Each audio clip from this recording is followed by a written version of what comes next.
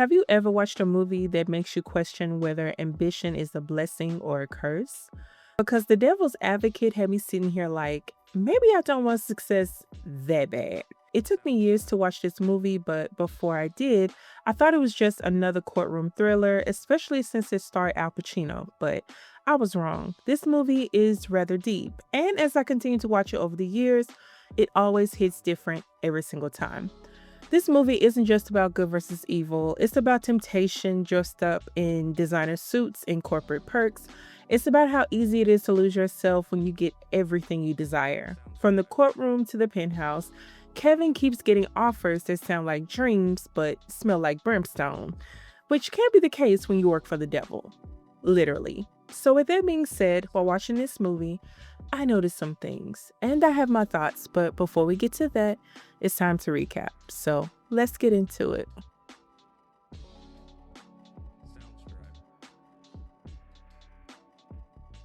As the movie starts, we meet Kevin, a defense attorney from Gainesville, Florida. He's representing Mr. Geddes, a teacher accused of sexually harming a child.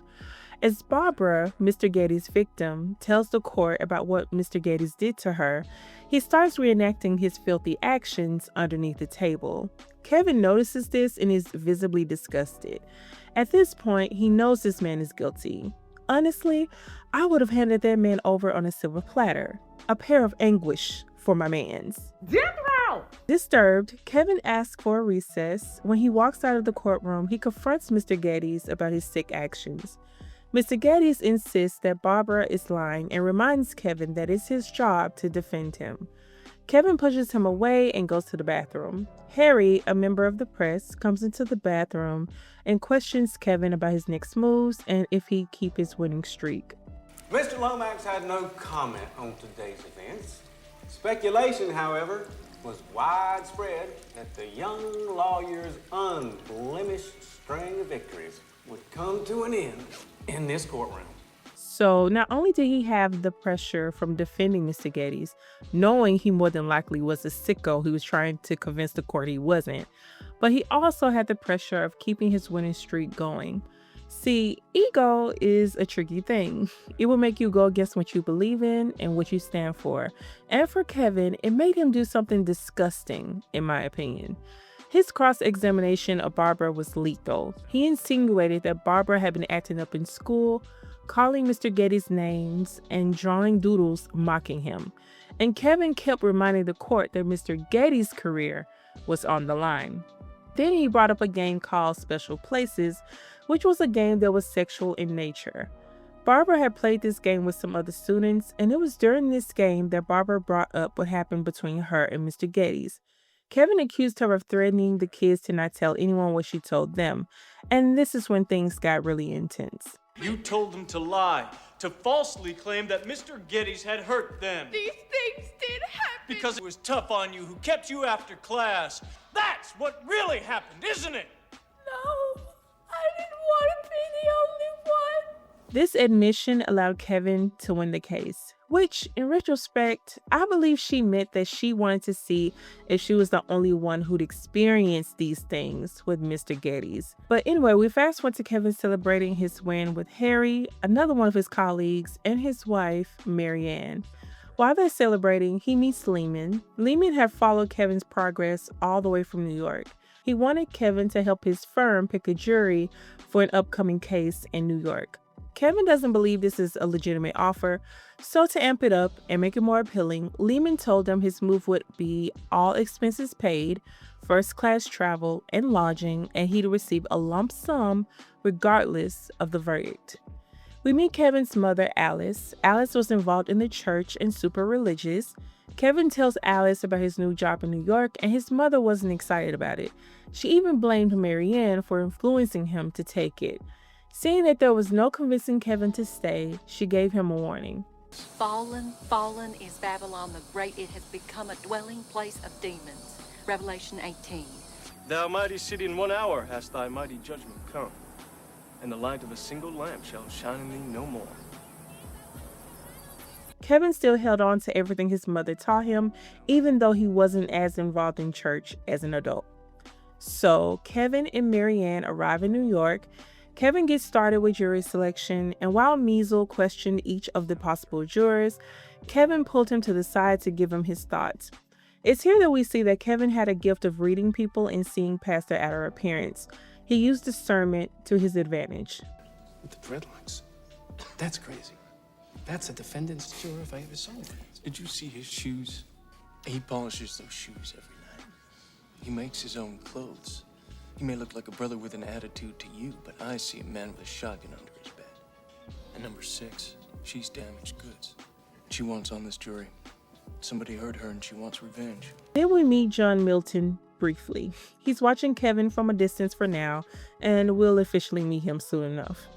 When Kevin gets home, Mary Ann tells him that Alice called and that she told her she had a bad feeling.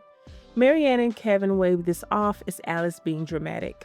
Kevin tells Mary Ann the good news that he won the case he helped pick the jury for.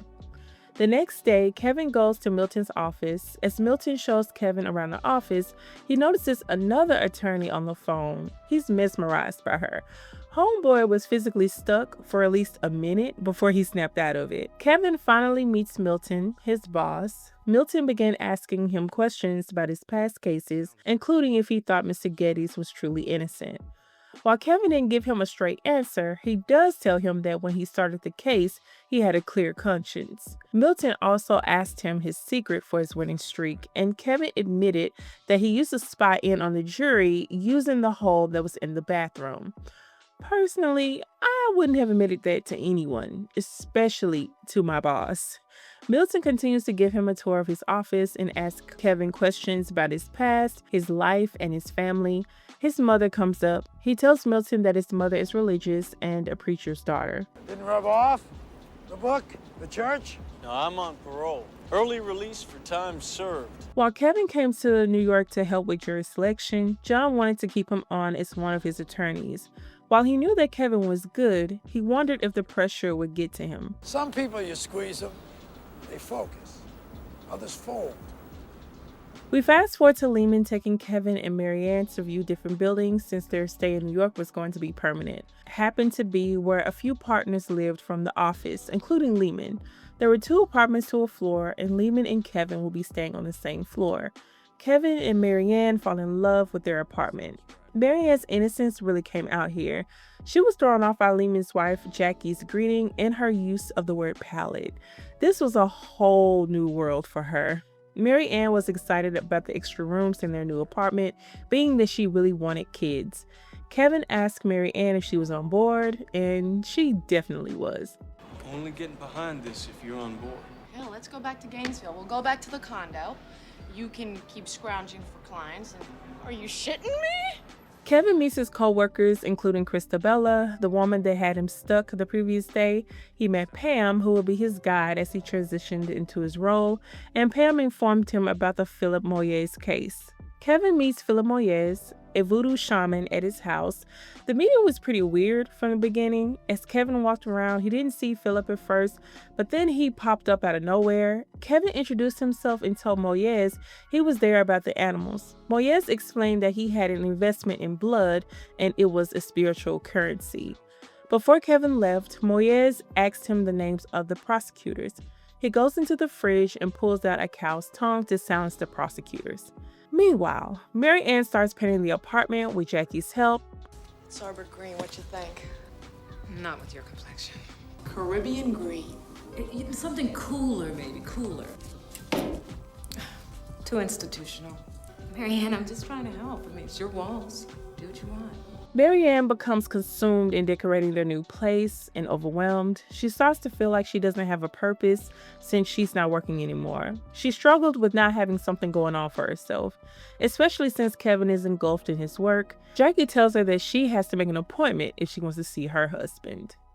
If I want to see Lehman, I make an appointment. You're kidding, right? Mm-mm. God, how do you handle it? You got 3 choices. The Holy Trinity. You can work, you can play, or you can breed. We fast forward to Moyes' day in court. The work or spell that Moyes did came into effect. The prosecutor was too busy coughing up a lung to object, which in turn helped Kevin win his case. As Milton and Kevin walked around New York, he told Kevin to stay small and allow people to underestimate him. That way, people would never see him coming. I'm the hand of Mona Lisa's skirt. I'm a surprise, Kevin. They don't see me coming. We fast forward to Kevin and Mary going to a company party at Milton's place at the top of their building. Before they arrived, Mary made Kevin promise to not leave her alone, and he agreed.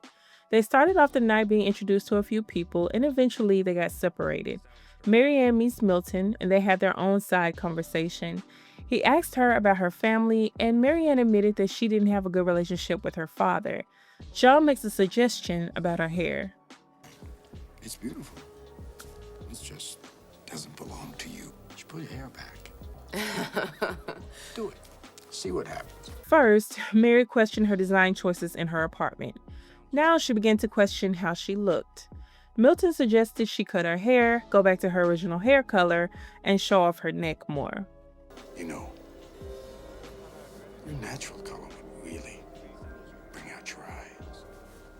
Same time, Kevin's outside with Christabella. Marianne eventually starts looking for him, but he's nowhere to be found. Christabella and Kevin's conversation turns sexual. Is your wife a jealous woman, Mr. Lomax?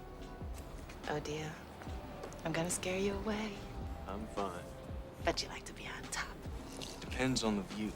Milton interrupts them and tells Kevin and some of his colleagues to come up to his office for an important matter. John's living quarters, I guess you can say, was one singular room. Not a bathroom, not a separate area or room for a bedroom, just one room. Is there more to it? Just this room. Where's he sleep? Who says he sleeps? Where does he fuck? Everywhere! Milton tells them about a new case involving billionaire Alex Cullen being accused of killing his wife, stepson, and maid. Upon hearing this news, Eddie's vibe changes towards Kevin. Milton wanted Kevin to handle this case, while Eddie assumed that Measle would. He didn't believe Kevin was experienced enough to handle the case. John, you got a great eye for talent. You know, you're the master, but you know, I just don't see this happening. John asked Kevin if he was going to fight for it or not, which was a callback to John questioning if he could handle the pressure, if he would focus or fold. When Kevin gets home, Mary is pissed. He left her alone for 3 whole hours, and he doesn't even apologize.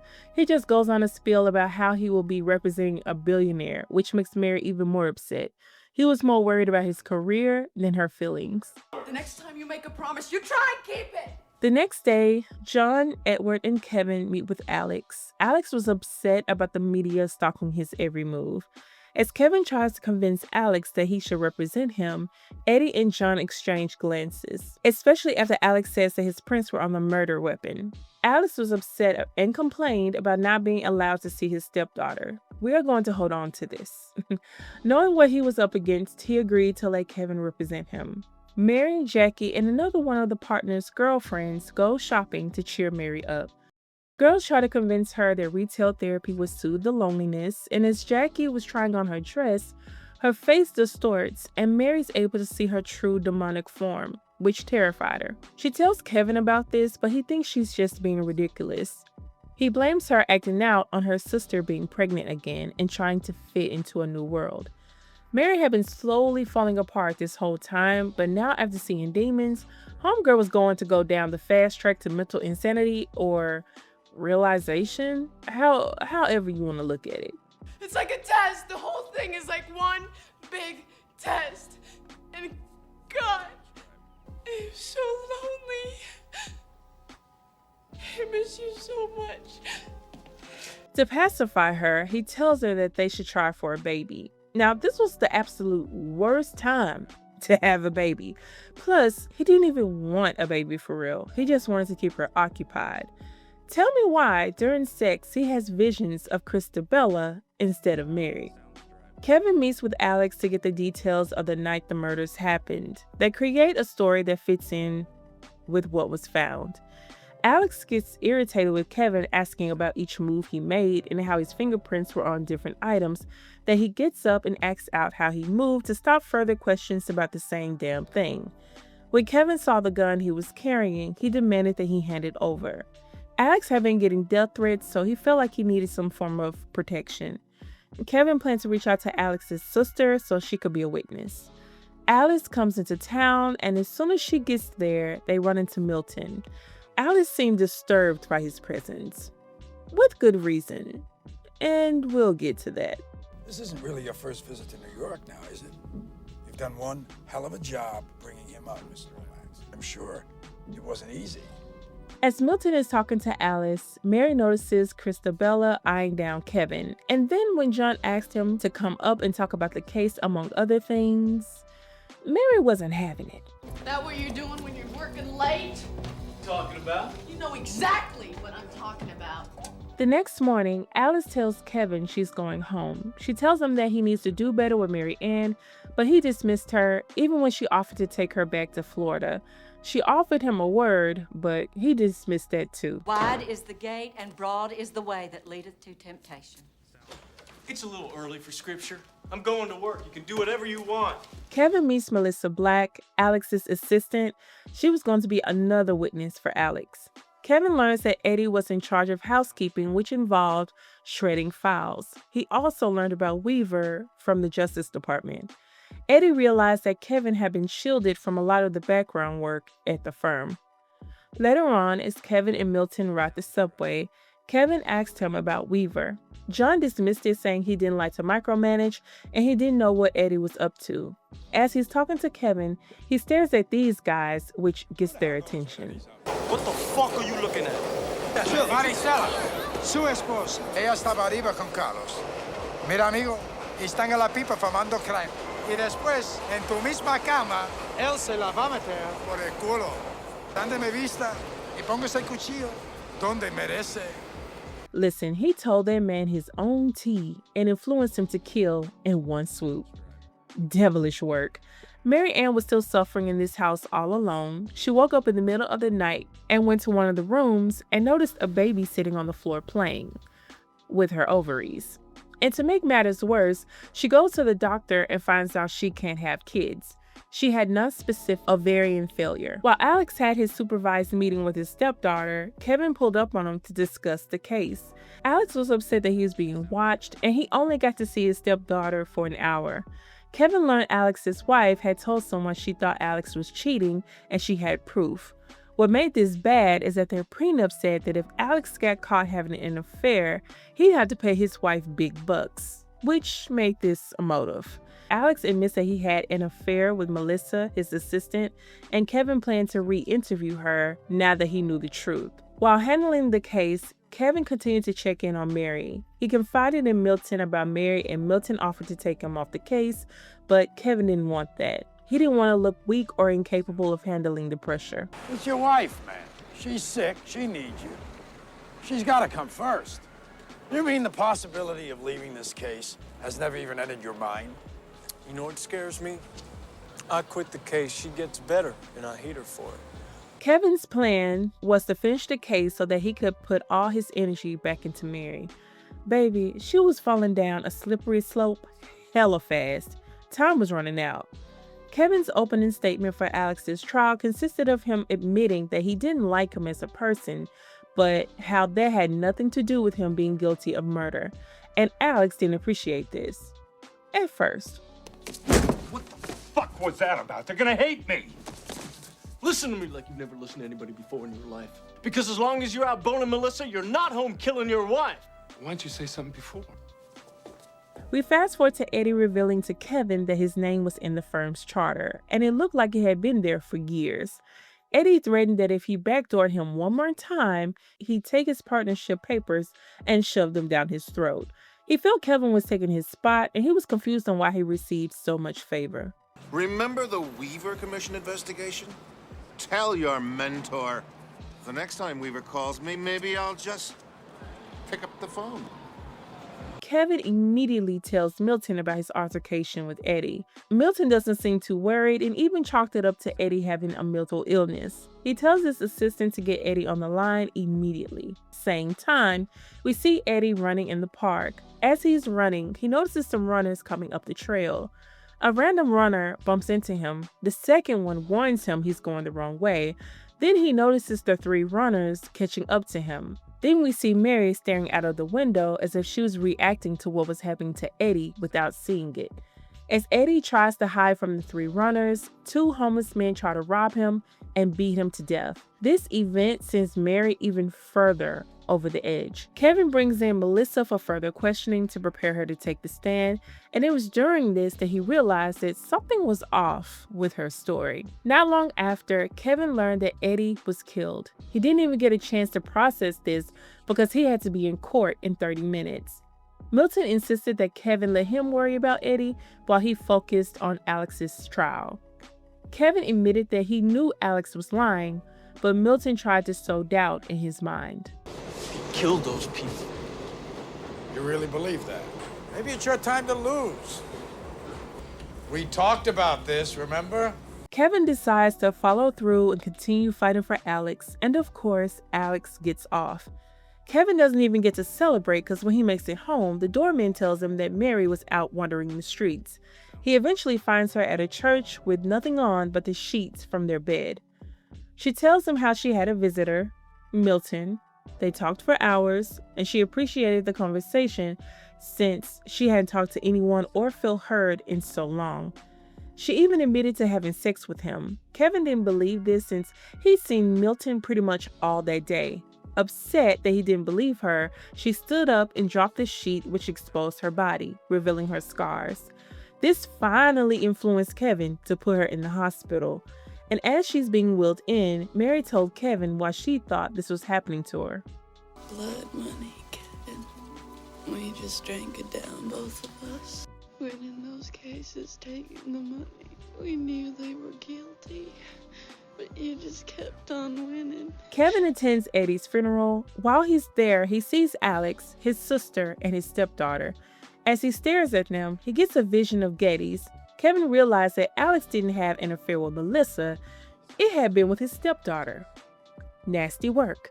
This disgusts Kevin so much that he leaves the funeral. Same time, Milton hung out in the back of the church. As soon as Kevin steps out of the church, he's approached by James Weaver, the guy Eddie told him about.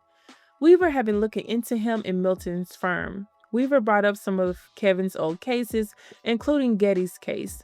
He revealed that Getty was found with the body of a 10-year-old girl in his car. Of course, this stops Kevin in his tracks, but it was too late for Weaver.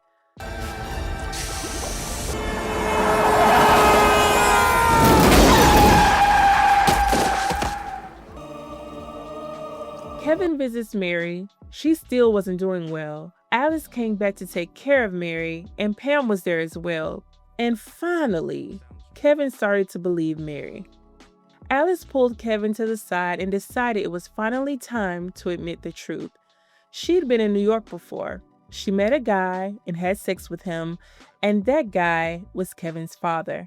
As she's telling him this, Pam attempted to do Mary's hair to make her feel better, but once she looked in the mirror and saw Pam's true demonic form, all of that went out the window. She barricaded her door, took the glass from the mirror she broke, and unalived herself. Kevin came back to his mom wanting answers.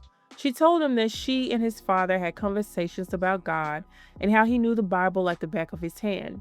She finally admitted that Milton was his father. Kevin realized that Milton had always been there, waiting and watching like a hawk. Kevin went to Milton, and from here, things got weird. The streets are completely clear, zero traffic, and this is New York. Manhattan, to be specific, so if it were me, I would have been terrified. When Kevin arrives at Milton's, Milton admits that he has been watching him the entire time. Kevin asked about Mary, and Milton admitted that Mary always had free will. All he did was set the stage. He compared free will to butterfly wings, and Mary's wings had been clipped. Yeah? God damn it! What did you do to my wife? On a scale of 1 to 10, 1 being your average Friday night run-through at the Lomax's household, I'd say, not to be immodest, Marianne and I got it on at about 5. While Kevin knew Milton had been watching him the whole time, he didn't know that Milton had played different characters in his life as well. Awfully hot in that courtroom, wasn't it? What's the game plan, Kevin? It was a nice run, Kev. Had to close out someday. Nobody wins them all. Kevin kept asking about Mary Ann, but Milton told him that he had been trying to replace her since he got there, unintentionally, by the way. We also find out that Christabella was his half-sister. It's also weird how she looks a lot how Mary looked at the beginning of the movie with the curly hair. Milton was trying to convince them to have sex, which is wrong on all levels, and Kevin wasn't for it. Milton told Kevin what made him different and better than God. He sets the rules in opposition. Look, but don't touch. Touch, but don't taste. Taste, don't swallow. He's an absentee landlord. Worship that? Never. I've nurtured every sensation man has been inspired to have. I cared about what he wanted, and I never judged him. And then Milton laid out his true plan. She's ovulating. Your seed is the key to a new future. You want a child? I want a family. The Antichrist. Kevin understood that while Milton wanted this, he still had free will. Reminder, they are sister and brother. This is incest, immoral, and freaking disgusting.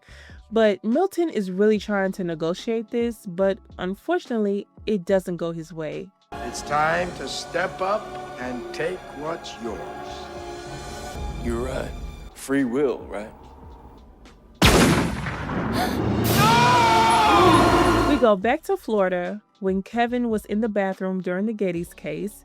He rushes into the courtroom to find Mary Ann alive and well. Kevin decided to tell the judge that he could no longer represent his client, willingly putting his legal future in jeopardy. Harry tried to convince Kevin that he could spin this into a good story, and Kevin wasn't with it at first. But that vanity pulled him right back into another trap. This is 60 minutes. This is a story that needs to be told. It's you. You're a star. Call me in the morning. You got it.